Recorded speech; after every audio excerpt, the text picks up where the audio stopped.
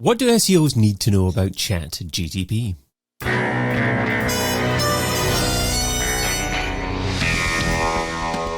In Search SEO podcast is brought to you by Rank Ranger, the all-in-one SEO platform that helps scale your business through data and analytics. Hey, it's David. Hello and welcome to the first episode in a special three-part series within the In Search SEO podcast, looking into what SEOs need to know about Chat GPT. I'm joined by Julia McCoy from Content at Scale, Ellen Conning from Salience, and Alizée Baudez, SEO consultant.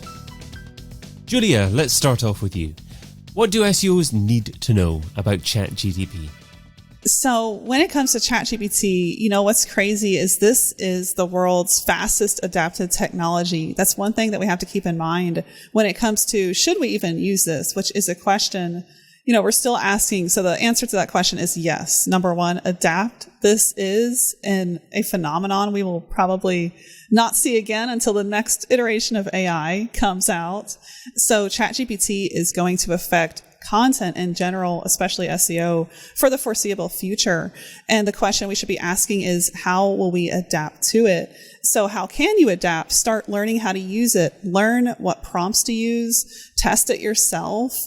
And always double check the output. Put it through significant human review. But what I'm seeing and what we're seeing, especially in my work at Content at Scale, doing 40 to 50 million words a month, it's all AI written and it's all for SEO, is that you can use AI to write content. Google has now said very clearly in their search webmaster guidelines that AI is not going to be a reason you get penalized. That's not the reason you should worry about. It's, does this actually satisfy EAT? Which is all about, experience, human experience, expertise, trustworthiness, authority. So those are human ingredients still. We need to add those in, but using AI as the baseline and ChatGPT to help us write content, 5 to 10 times quicker is the direction we need to head in as SEOs. So Alizée, Julia shared that it's the fastest ever adapted technology, and she also shared that what we have to do is adapt as quickly as possible. I assume you agree with that, and what are your thoughts on what SEOs need to know about ChatGPT? So I totally agree. My initial thought thinking about all this is that you actually have to take it in your own hands. I've seen resources to learn prompts and people sharing a bunch of prompts, and that's super, super useful to kickstart things. But I've had the best experience doing trial and error because nobody has the answers right now. It's changing every, I think, 10 days we're having a new update of ChatGPT. It's changing all the time. Prompts are evolving, people are getting creative. So it's good to get insights from others, but trying it out, trial and error, it's always the best solution for me. And and people should remember that it's not replacing Google yet, as is. It's just a chat interface and a language model that is absolutely impressive. But, SEO is not going anywhere, and SEO is still not dying. Sorry. We'll still be there in a couple of years. No worries about that. I remember I used to do presentations on SEO 101, and I took screenshots of blog posts saying SEO is dead, I think starting off in about 2004 or so, and every single year you get that. And yes, it's still not dead. You just have to adapt, and I think that's the key word of the day, potentially. And Ellen, what are your thoughts about what SEOs need to do now to become aware of what they can do with ChatGPT? Yeah, I'm very much aligned with what the other two have said about it, about one, taking it into your own hands and learning about it, but two, not being afraid of using the resource and the sheer scale that is behind it. The other thing to bear in mind is that a lot of the times if you're not using ChatGPT 4, you're behind a set time cutoff. So any information that you do get, again, verifying it, making sure that it's correct is important.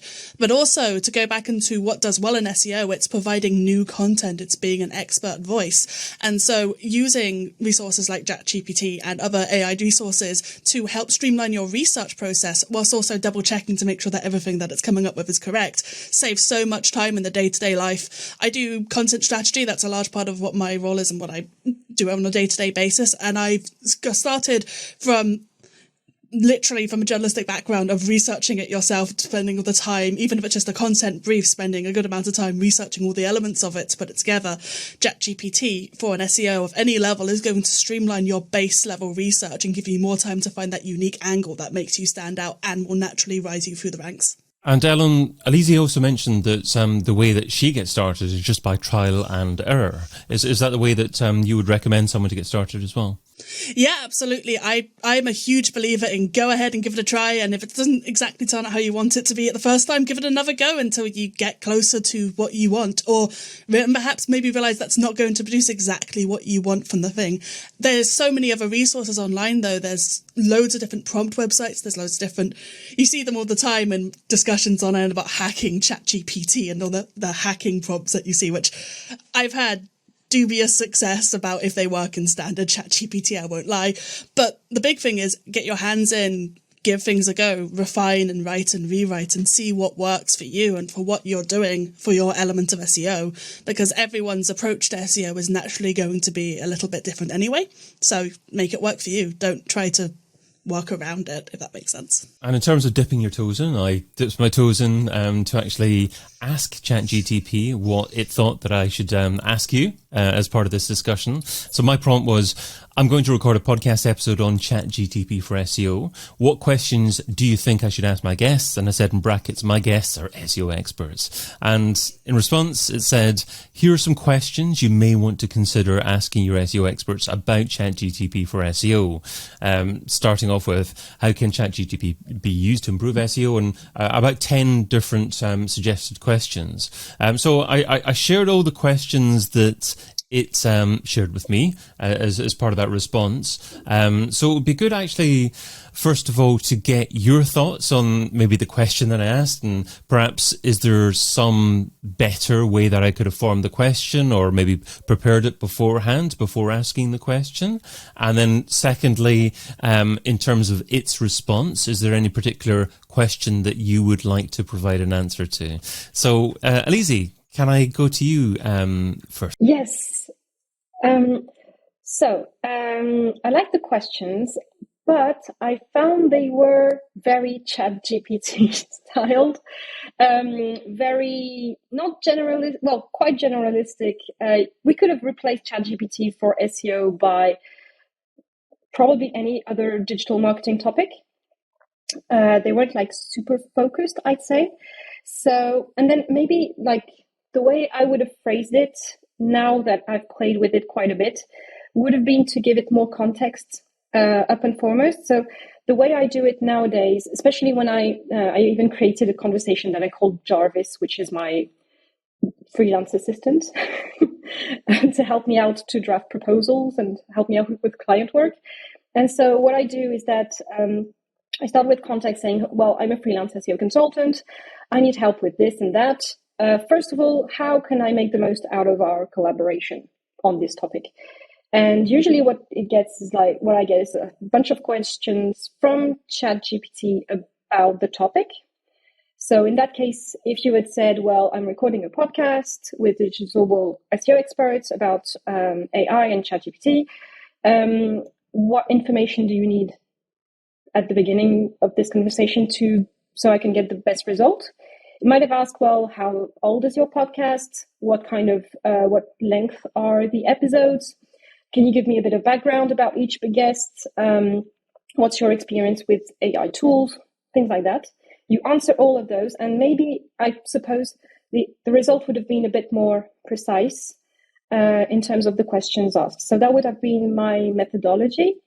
But it's still really good.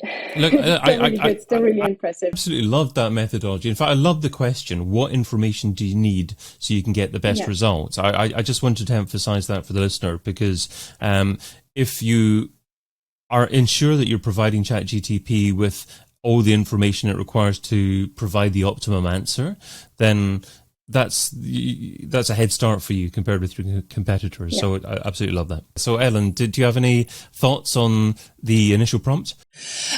Just a few. I think it's a great starting point again. And as I said, big advocate for just jump in and give things a go with it. A lot of what I've a lot of what I found success with using ChatGPT and the like is by refining down the questions. So instead of just giving a sentence or two, not quite training it to the level that Alisée's gone through with that, which is incredible detail, and I'm definitely going to be borrowing some elements of that, but it's giving it a very structured prompt with it. So for example, in this instance, I would lead with I'm going to record a podcast episode based on ChatGPT for SEO. And I would phrase the questions with things like, can you come up with questions based around a number? So I go like, can you come up with 5 focus questions with a focus on these areas? Can you avoid a passive voice in these questions? Can you make sure that there's no overload of jargon within these questions, and separate them into subheadings, potentially with little descriptions underneath them? That way you're getting a lot of more bang for your buck from the singular prompt, and then you can refine those down over time. Obviously, just as a test and an experiment, it's a great place to start. And in terms of the questions that it came up with, they're very interesting questions, and I think they cover the scope of what people would want to know about it on an entry level and getting a little bit more in depth with it. It's just, you would then take each of those questions and almost refine them down further if, for example, you were going to make a series of little blog posts, or if you're going to do a longer series of podcast questions about it. That's my perspective. Superb. I love the way you started off. It was a good start. I felt like I was getting sandwich feedback from an HR department. But it was, well, no, here's what you did well, but you could have done this. I know. No, it was. Yeah, it's all good. Yeah. It is one of those things, though, because it's a new bit of tech, and there's always, when people come into, well, at least in the way it's being presented to a lot of people, it's a new bit of tech, and it can be daunting just to approach it to begin with, and sometimes just going simple is the best way to get started in things. Absolutely. And Julia, what's your thoughts on the initial prompt? Well, I thought Alisée's advice was brilliant, because I've seen people do something that they call persona building inside ChatGPT, and they literally train ChatGPT. One person spent 4 hours doing this, and they train it on the background of everything before they ask it to do the task. So essentially, like, context is better content. The more context you give it about what you want from it, the better results you get. Like, I was training my husband yesterday to use this tool. He's been anti-AI in general. So it's like pulling teeth. So, it's April. He's finally using it. And he's like, okay, I want to tell it to write an email. And I'm like, well, we can't just say that. So we did a little bit more, but we didn't go as deep as Alizée, because he would have probably ran the other way. So what we did was, here's my client. Here's her situation. The client's name is Kim. We're building a website for her business named Austin Alliance Group. And her question is, will these fonts show up on mobile? How do I best answer this? That's 2 sentences. It's super simple. So I think the way you approach this, David, was actually good. A way that, people that are not sure about how to use this could approach it. If you want to head the more advanced route, do what Alizée said. I don't think any of us can improve on that. She was brilliant. But if you want to just get started, just give it a very simple prompt. And then what I do sometimes, like if I'm short on time and I know I can't give it a lot of context, what I'll do is I'll rely on it for the ideation, which can save so much work. Like, the answers or the questions it gave you to ask us were actually well written. That fact alone, like, that's hard to do. That takes brain space. If you were paying a writer, that's like an hour of their time. So that alone, like, I see just how far we've come to be able to get that in a second. So that alone is brilliant. It's a reason to use it. And then what you can do is take those questions and then make it more personal. So that's something I see that could be done from the questions you got, which were, as the others did say, a little bit more generic. You can take that and make it a little bit more personal to, like, the journey of that person or what you know about them, and that'll give you more of a hook for the audience listening, who may be listening because they know one of the panelists, or because of the hook of your actual episode title. So there's ways you can do it that'll more hook the reader than just the more generalized way that ChatGPT wrote it. But I'm telling you, I celebrate what ChatGPT did in a minute, because that's hard to do. I'm a writer. It's crazy how far we've come. I can just remember your first sentence there, Julia. I was training my husband. On ChatGPT. Okay, that's right. It's a continuation. It wasn't just a sentence. Look, let's dive into the questions that ChatGPT provided as suggestions that I should be asking in the next episode of the Rank Ranger podcast. And thank you for listening.